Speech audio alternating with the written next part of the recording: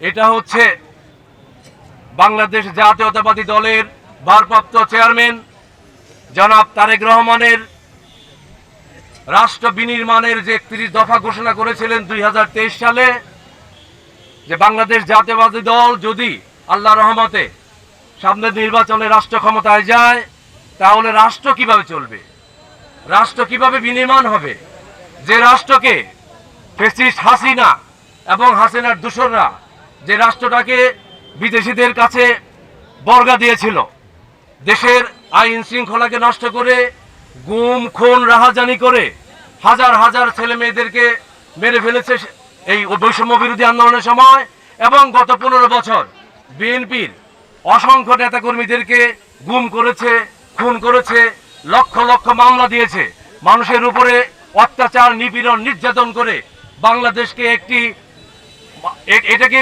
দুজকখানা করে দিয়েছিল। সেই ফ্যাসিস্ট হাসিনার কাছ থেকে বাংলাদেশকে মুক্ত করার ডাক দিয়েছিলেন আমাদের ভারপ্রাপ্ত চেয়ারম্যান জনাব তারেক রহমান। উনি বলেছিলেন টেক ব্যাক বাংলাদেশ, এবং উনি বলেছিলেন এর ফয়সালা হবে রাজপথে।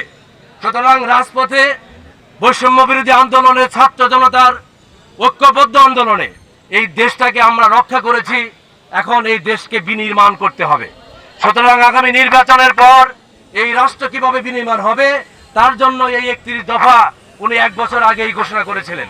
সুতরাং এখন আমরা যারা বাংলাদেশ জাতীয়তাবাদী দলের নেতা কর্মী বা সদস্য, তাদের সবার দায়িত্ব হচ্ছে এটা শুধু নেতা কর্মীদের মধ্যে থাকলে চলবে না, এটা জনগণের কাছে পৌঁছে দিতে হবে, জনগণের সাথে থাকতে হবে, জনগণের পাশে থাকতে হবে। সেই জনগণের সাথে থাকার জন্যে, জনগণের পাশে থাকার জন্যে আমরা এর আগে ক্যালেন্ডার বানিয়েছিলাম, আমরা বিভিন্ন জায়গায় ক্যালেন্ডার পৌঁছে দিয়েছি, আমরা লিফলেট বিতরণ করেছি, কিন্তু আমরা দেখেছি এই লিফলেট বিতরণ করলে অনেক সময় অনেকেই সেটা পড়ে না। এখন আমরা একটি অভিনব, অত্যন্ত জনপ্রিয় এবং সারা বাংলাদেশে এই কালিহাতি হচ্ছে প্রথম যেটা আমরা শুরু করেছি, সেটি হচ্ছে এর সাথে আমরা একটা ফ্রি কুপন দিব, কোনো পয়সা লাগবে না।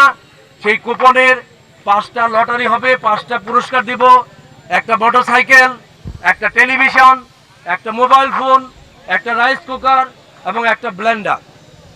এটা দেওয়ার উদ্দেশ্য হচ্ছে যে এই কুপনটা ওনারা ফেলবেন না, ওনারা সাথে রাখবেন, এবং ওনাদেরকে আমরা যারা এখানে আছি, আমরা সবাই যারা বিএনপি করি, বিএনপিকে ভালোবাসি, যারা বিএনপির কথা জনগণের কাছে পৌঁছে দিতে চাই, যারা জনগণের সাথে থাকতে চাই, যারা জনগণের পাশে থাকতে চাই, তাদেরকে এই লিফলেটের মধ্যে 31 দফাতে উনি কি বলেছেন সেটা তাদেরকে আপনারা পড়িয়ে শোনাবেন অথবা বলবেন পড়তে।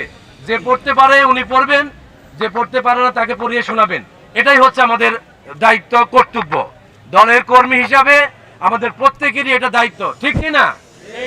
তো আমি আমাদের আপনাদেরকে সব থেকে বড় ধন্যবাদ দিচ্ছি যে এই রোদের মধ্যে কষ্ট করে আপনারা এসেছেন, এবং আমি ধন্যবাদ দিচ্ছি আমাদের শাফি খান সাহেবকে, সাবেক মেয়র, আমাদের সুজনকে, আলামিনকে, এবং আরও যারা এখানে আমাদের মুরব্বিয়ানরা আসছেন, অনেক মুরব্বীরা এই কাজটা হয়তো করার কথা না, এটা করবে ছাত্ররা, এটা করবে যুবকরা, এটা করবে আমাদের মহিলারা, তারপরে ওনারা এসেছেন, ওনাদেরকে ধন্যবাদ।